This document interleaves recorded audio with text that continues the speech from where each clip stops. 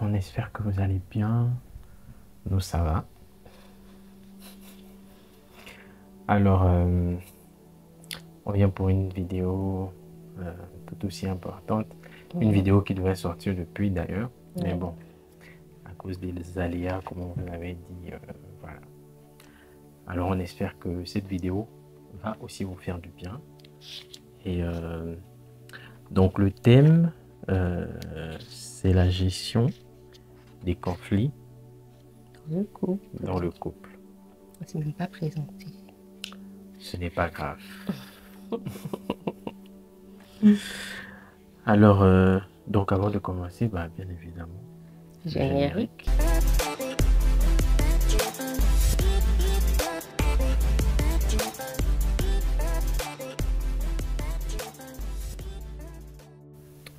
Vous voyez, quand vous aime tellement, on est fatigué, et on s'est dit, bon, même de nuit, on va tourner quand même, parce que on a fait un long moment sans tourner, et il fallait qu'on fasse quand même pas mal de vidéos pour pouvoir combler le temps passé.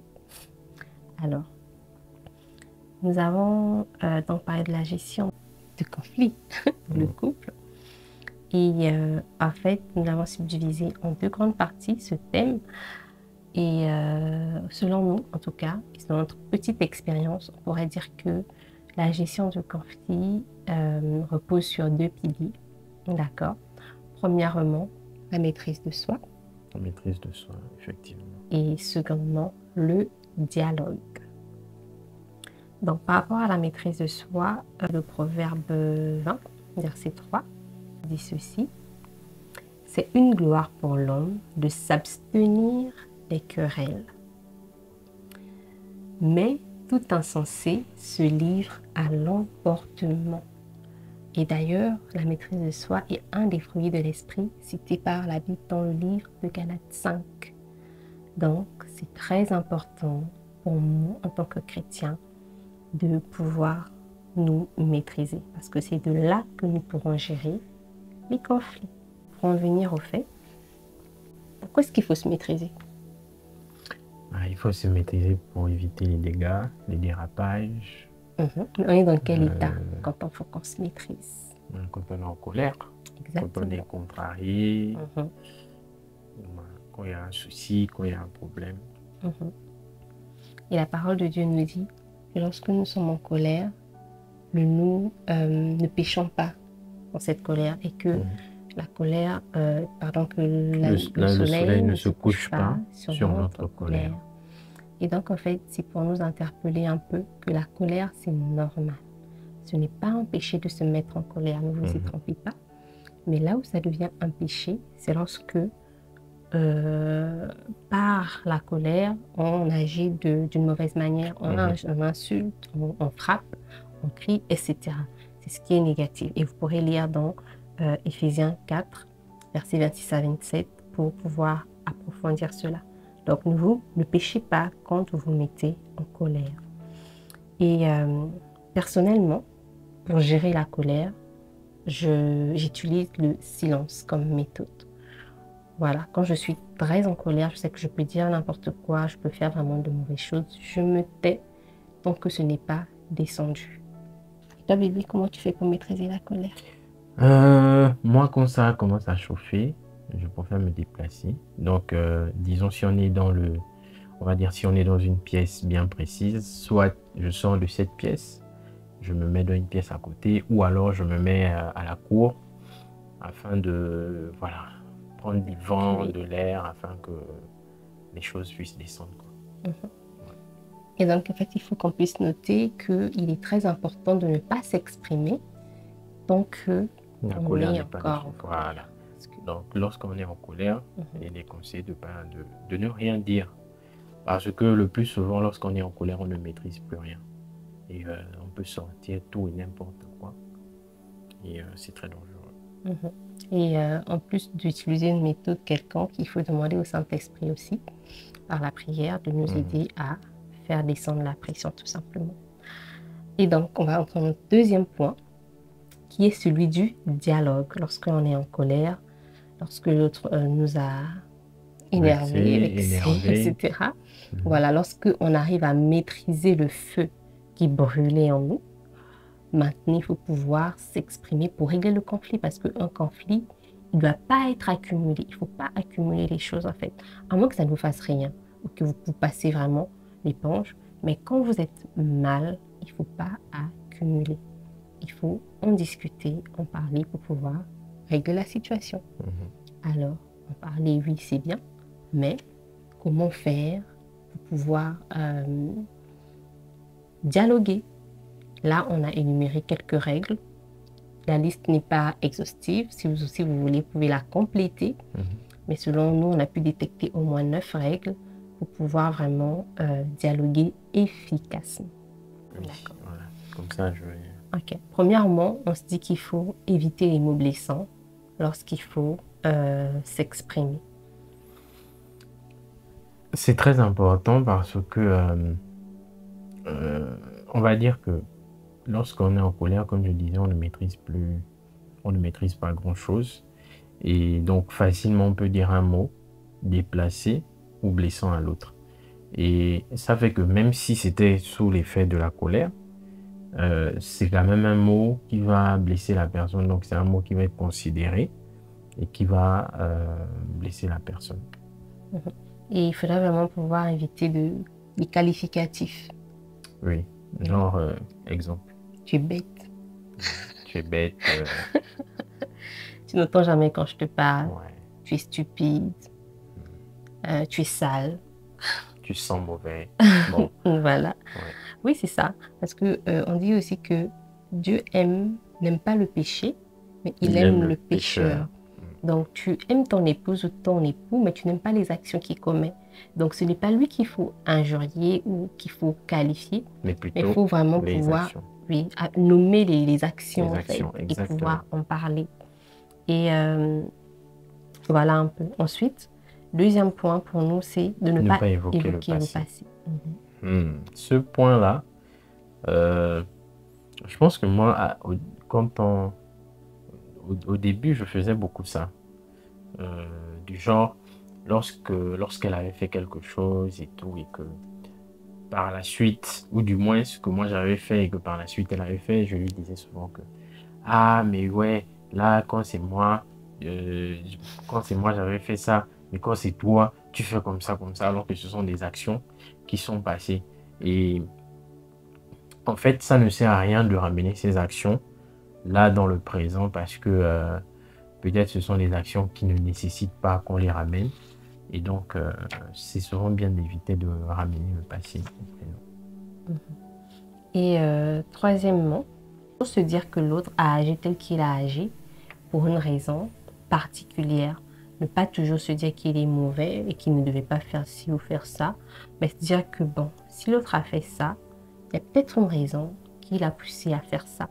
Mais qu'est-ce que c'est? Il faut chercher à comprendre plutôt qu'à accuser. Donc, il faut vraiment accorder l'autre le bénéfice du doute. D'ailleurs, la parole de Dieu nous dit, dans 1 Corinthiens, au chapitre 13, verset 5, que l'amour ne soupçonne pas le mal. Donc, l'amour ne soupçonne pas le mal et il est patient. Et du coup, à cause de cela, il faudrait pouvoir adopter en fait cette attitude-là. C'est bon? Oui, c'est bon. Et cinquièmement, on pense qu'il faut pouvoir accepter sans rancune que l'autre a une opinion différente que la nôtre. Souvent, on pense que, bon, on aura forcément... Nous, par exemple, bon, c'est très rare qu'on ait... Trop rare, même. C'est trop rare qu'on ait des opinions différentes, mais c'est déjà arrivé. Quand vous voyez que vous n'avez pas forcément les mêmes opinions sur un sujet, vous pouvez, comment dire, trouver un consensus. Le juste milieu. Voilà, le juste milieu entre ce que l'autre pense et ce que l'autre pense. Et là, vous êtes au milieu et puis chacun va essayer de trouver son compte en fait. Dans tous les cas, c'est souvent des divergences que finalement on va vers une convergence. Donc, plusieurs points qui viennent de part et d'autre et ensuite on essaie de les agencer pour que ça parte dans une même direction.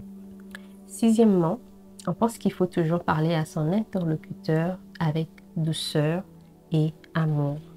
La parole de Dieu dit encore dans Proverbe 15, verset 1, que la parole dure augmente la colère, alors que la réponse douce calme les cœurs. Donc, lorsque l'autre crie et tu cries, forcément, ça va aller en cacahuète. Mais non, que mais l'autre c'est vrai. crie et que C'est tu vrai. réponds avec douceur, peu importe le type de relation, de relation que vous entretenez, bah forcément, ça va, comment dire, ça va apporter la paix et ça va mettre de l'eau sur le feu, en Ouais. fait. Et l'autre n'aura même pas le courage de continuer de crier. Il va se dire, bon, je suis un peu stupide de crier tout seul. Et puis, ça va le calmer. atténuer les choses. Et pour ça même, j'ai un petit témoignage rapide. Je ne vais pas être longue. Et je me souviens, j'étais à l'ambassade de mon pays au Sénégal avec une amie, une ancienne amie. Et le monsieur qui devait nous laisser passer était en colère et elle s'est mise à crier sur lui, un peu en lui disant, enfin, en voulant montrer qu'elle est quelqu'un, je ne sais pas si vous comprenez un peu. Et du coup, le monsieur aussi était vraiment en colère et parlait fort avec elle. Et moi, quand je suis arrivée, il a voulu faire de même avec moi. Il s'est mis à crier sur moi. Je lui ai dit, mais monsieur, pourquoi vous criez? En fait, ça ne sert à rien. Et puis, je lui ai expliqué mon cas avec douceur, direct. Le monsieur s'est apaisé.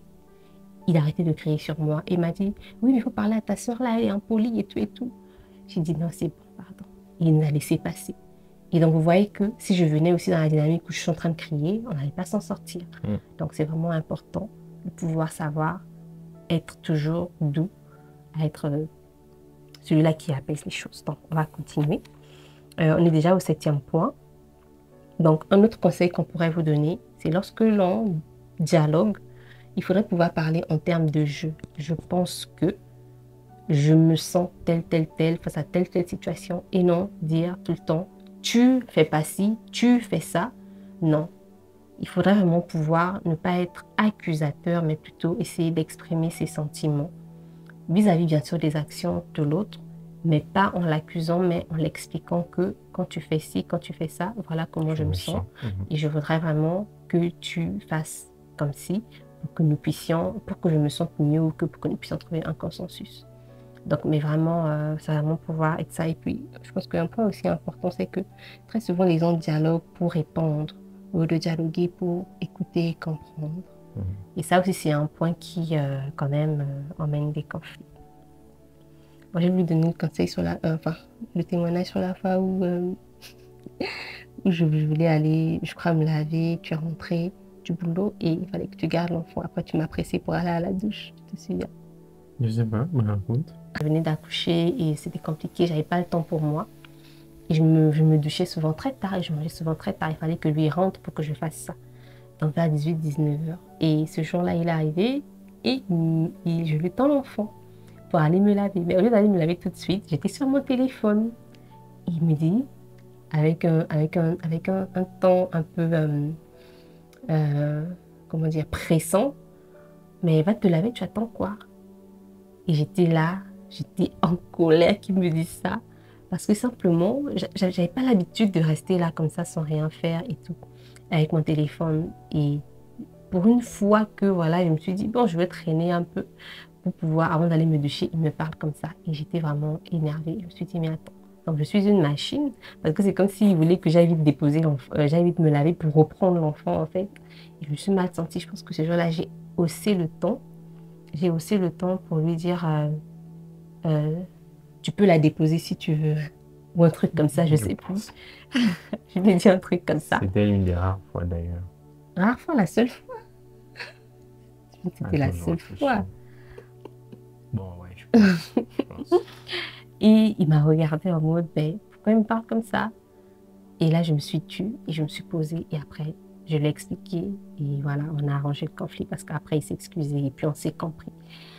Mais vraiment, ça, c'était vraiment, comment dire, c'était assez compliqué en fait parce que c'était la première fois un peu que la première fois hein, oui, que ça arrive et que je puisse vraiment, mais vraiment on s'est exprimé et on a su se pardonner. Et ça nous emmène au point 8 où on pense qu'il est très utile d'avoir le pardon facile, même quand on a raison. Ça, c'est très important. aujourd'hui, la parole nous demande de cultiver le pardon parce que je connais, j'ai pas le verset exact en tête, mais je vais paraphraser. Euh, Tous les jours, on demande à Dieu de nous pardonner. Mais ce que la parole nous demande de faire, c'est qu'avant de demander à Dieu de nous pardonner, il faudrait que nous-mêmes, on puisse avoir pardonné à ceux qui nous ont offensés. Et donc, le pardon, c'est quelque chose qui doit être naturel pour nous.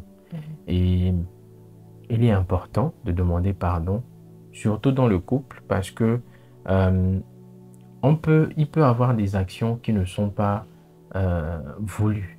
Voilà, ma partenaire, elle peut avoir fait quelque chose qui m'a vexé, et puis c'est parti un peu dans tous les sens et autres. Et on ne peut pas rester chacun de son côté longtemps. Il faudrait bien qu'à un moment, on puisse parler, et que voilà. Et donc, si moi je vois qu'elle n'est toujours pas réceptive, je peux aller vers elle pour lui demander pardon pour ce qui s'est passé et tout ça et tout ça et tout ça. Et que voilà, je te demande pardon. C'est vrai que je n'ai pas compris la situation. Moi aussi, je me suis enflammé. Je te demande pardon. Même quand tu n'as pas tort. D'ailleurs, on ne cherche pas qui a tort, qui a raison. On cherche le problème. Qu'est-ce qui a fait en sorte qu'on se dispute? Ce n'est pas elle, c'est le problème. Donc, la chose qui a fait en sorte qu'on se discute, c'est sur cette chose-là qu'on doit s'attaquer, qu'on doit vraiment donner de l'intérêt. Et c'est sur cette chose-là qu'on doit réfléchir, statuer, se dire, bon, c'est arrivé, qu'est-ce qu'on fait pour ne plus que ça arrive? Voilà. Il faut vraiment avoir la facilité de dépasser ça, en fait. Donc, de ne pas se dire, non, moi j'ai raison, c'est à elle de venir me demander, c'est à elle de venir me demander pardon, c'est à elle de venir me demander pardon. Comme ça, là, vous n'allez pas avancer. Jamais. Vous n'allez pas avancer. Jamais. Et vous savez, même quand tu n'as pas, même quand tu n'as pas tort, tu demandes pardon, au fur et à mesure, ça va créer un sentiment chez la partenaire. Forcément, à un moment ou à un autre, vu que vous êtes ensemble, voilà, c'est l'amour qui vous unit. Et donc, par amour, forcément, il va arriver un moment où elle va se poser des questions pour se dire que, ah, mais tout le temps, il vient me demander pardon et tout. Qu'est-ce que moi je fais comme effort aussi? Et forcément, ça va travailler en elle. Et vous allez voir qu'au bout d'un moment, ce sera elle qui va venir demander pardon. Et puis, ce n'est que bénéfique pour vous. Ça aussi qu'on donne comme conseil, là, c'est aussi pour des couples qui craignent vraiment le Seigneur. Hein. Parce que sinon, quand ce n'est pas le cas, les gens n'ont pas la faculté et tout. Et puis après, chacun va être gros dos, orgueilleux. Et puis, il y a des femmes qui disent, moi, je ne peux jamais demander pardon à un homme. C'est tellement... Bref, en tout cas, on ne va pas rentrer là-dedans. Mais en fait, ce n'est pas évident. Mais si vraiment vous aimez Dieu, que vous aimez votre partenaire, vous pouvez y arriver. Le dernier point, c'est de pouvoir noter ce qui dérange son partenaire et décider de travailler là-dessus. C'est un exercice d'ailleurs qu'on vous recommande de faire. Si dans votre couple, vous avez souvent des soucis, vous êtes souvent en train de vous chamailler et autres, prenez des feuilles blanches que la partenaire ou le partenaire note ce qu'il aimerait que vous puissiez faire pour lui ou pour elle. Et lui ou elle fait la même chose en fait par rapport à vous. Et ensuite, échangez les feuilles, que chacun lise ce qu'il voudrait que l'autre fasse pour lui ou ce qu'il voudrait que l'autre ne fasse plus envers lui. Et vous collez ça, par exemple, si vous êtes marié, vous pouvez coller ça sur la porte de la chambre de l'entrée, ce qui fera que chaque matin vous allez voir. Et si vous n'êtes pas en couple, enfin si vous n'êtes pas marié, vous pouvez aussi faire la même chose. Donc mettre ça sur votre porte afin de pouvoir lire ça chaque jour et ça va vous aider à travailler facilement dessus. Voilà, donc voilà un peu ce que l'on a pu énumérer, ce qu'on a pu déceler. Donc, si vous avez d'autres idées, vous pouvez aussi partager avec les autres en barre de commentaires. Voilà. Et ça pourra aider aussi les couples dans la gestion de couple. Donc, on vous disait de conflit. Donc, on vous disait qu'on a 3 ans de mariage, 4 ans de relation. on s'est toujours arrangé à ne pas dormir fâché. Après, je ne sais pas si c'est pas arrivé peut-être une fois, peut-être ces temps-ci. Mais en Fâché, tout cas, fâché, c'est trop dit. Non. Ok. Juste, bon, ouais, chacun est fatigué de son côté. Et en tout cas, c'est Mais notre non, travail, mais c'était on travaille tous l'engagement. les jours. Voilà. On vous parle de ça parce que nous, on va dire pas réussi, mais on arrive quand même à ne pas être dans les Dormir extrêmes, fâché. à ne pas dormir fâché, On à se pouvoir fâche, se demander pardon. oui, très Voilà, facilement. donc ce sont des choses que nous on cultive, qu'on continue de cultiver parce que c'est pas du tout facile, mais voilà, on vous encourage. Et comme elle a dit, si vous avez d'autres choses à dire ou d'autres conseils, vous pouvez les mettre en commentaire et puis ça va aider toutes les personnes qui viennent sur la page. Alors on vous Donc, dit... voilà un peu notre petit secret qu'on vous partage et... Voilà, on vous dit à la prochaine vidéo pour d'autres... On vous remercie aussi quand même pour votre soutien, pour les commentaires. Merci en tout cas, on est bientôt pour les abonnés. On est bientôt à 1000 abonnés en moins de je ne sais pas combien de temps sur notre page. Vraiment, que le Seigneur vous bénisse. On espère que cette œuvre vous fait du bien, encore une fois. Et comme on dit, et on le répète, on vous partage que nos expériences. C'est vrai qu'on ajoute des versets, mais justement, ces versets-là font partie de notre expérience également. Que le Seigneur vous bénisse. Ciao. Oh, j'ai la crampe.